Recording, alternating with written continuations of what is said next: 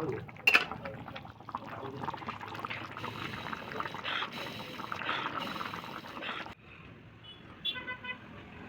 Afternoon everyone. তো দেখো সকালে তো দেখতেই পেলে রান্না করে নিয়েছি। আর এই যে দেখো ছেলেকে স্কুল থেকে নিয়ে আসলো হাজব্যান্ড।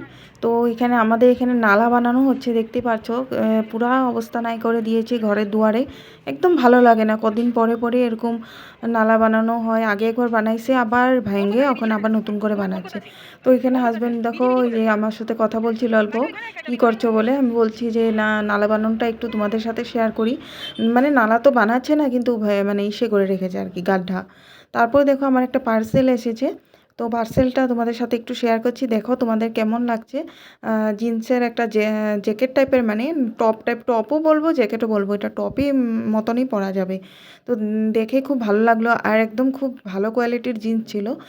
এটা নিয়েছিল 450 টাকা না 450, 440 এরকমই মধ্যে, মানে 500 টাকার ভিতরেই ছিল, মানে 500 টাকা নিয়ে নি। সুন্দর আছিল একদম, খুব ভালো লেগেছে, আমার পছন্দ হয়েছে অনেক। তারপরে চলে গেলাম দেখো ভাত টাত খেয়ে অফিসে। তারপরে তোমাদেরকে তো দেখালাম এখানে তরকারি, যে মাছের তরকারি বানিয়েছিলাম, সেই মাছের তরকারি দিয়ে আমাদের দুপুরে হয়ে গেছে। যেটা রান্না করে সকালে করে গিয়েছিলাম। তারপরে দেখো অফিসে কেউ নাই, এখন বাজে 2:30টা। তো তোমাদের সাথে একটু শেয়ার করছি, দেখো আমার ডিউটি দুপুরবেলা, মানে এই টাইমে কেউ থাকে না, তো তার জন্য আমার জলদি আসতে হয়, কারণ পুরো অফিসটা খালি হয়ে যায়। বাই চান্স যদি কোনো কনজিউমার আসে ঘুরে যায়, তার জন্য আর কি আমি আসি। বাকি সবাই মানে খেতে চলে যায়, আমি একটু জলদি চলে যাই বাড়িতে, আর জলদি এসে পড়ি। তো একদম ভূত বাংলা মতন টাইপের হয়ে আছে, একদম মানুষ নেই, সবাই বাড়িতে গেছে এই টাইমটার মধ্যে। সবাই 3:30টার পরে একজন একজন করে আসে আর কি, সবাই আবার অফিসে। তো আমি তো 1:30টার সময় চলে যাই, 2:30টার সময় আসি, আর বাকিরা সবাই 2টার সময় যায়, তারপর একটু 3:30টার দিকে আসে আর কি। তো ওই যে দেখো দেখাচ্ছি তোমাদেরকে আমার মানে আমাদের অফিসটা একটু তোমাদের সাথে শেয়ার করলাম। এই যে এই রুমটার মধ্যে আমি বসি, তার জন্য তোমাদেরকে একটু জুম করে দেখাচ্ছি। এই যে এইটা হলো আমাদের জেনারেল রুম। তো এই যে এখন আমি বানিয়ে নিচ্ছি, মানে রাত্রের ভিডিও এটা।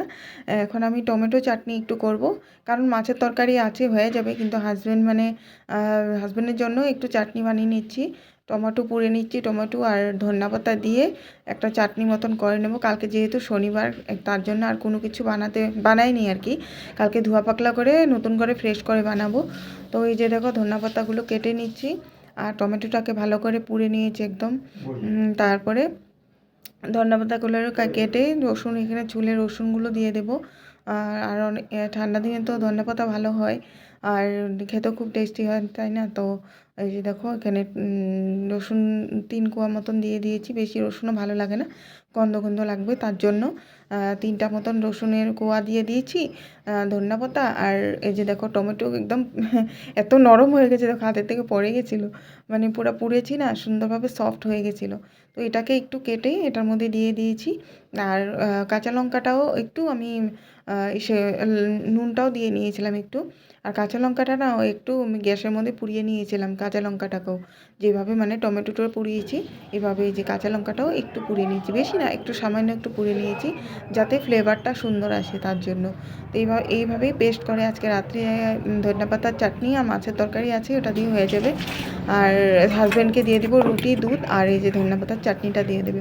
অনেক দিন পরে কিন্তু চাটনি খাচ্ছি, বানানো আলসিতে না, সত্যি এগুলো বানানোই হয় না।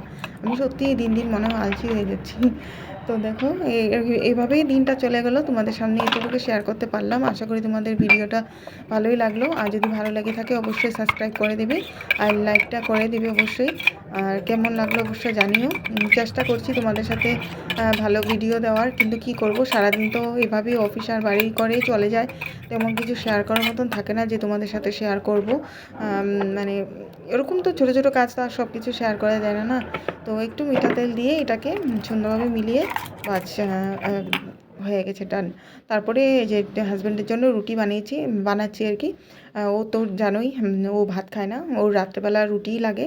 যদি কোনো ইনভিটেশন হয় তখনকার আলাদা ব্যাপার, তখনকার ভাতটা খেয়ে নেয়, কিন্তু বাড়িতে কোনো দিনও ভাত খাবে না ও, মানে ওকে রুটি বানিয়ে দিতে হবে। তো আমাদের জন্য ভাত বসিয়ে দিয়েছি, আর হাজব্যান্ডের জন্য রুটি বানিয়ে নিচ্ছি। ওকে তো জলদি দিতে হয়, ওকে 8:30 9টার মধ্যেই ওকে খাওয়া দিতে হয়। আর আমরা তো খেতে খেতে 10টা বাজে, আমি আর ছেলে। তো ওকে খাওয়াইয়ে তারপরে ও টিভি দেখতে থাকে। তো এই যে দেখো হাজব্যান্ডের খাওয়া। তো বাই বাই এখন।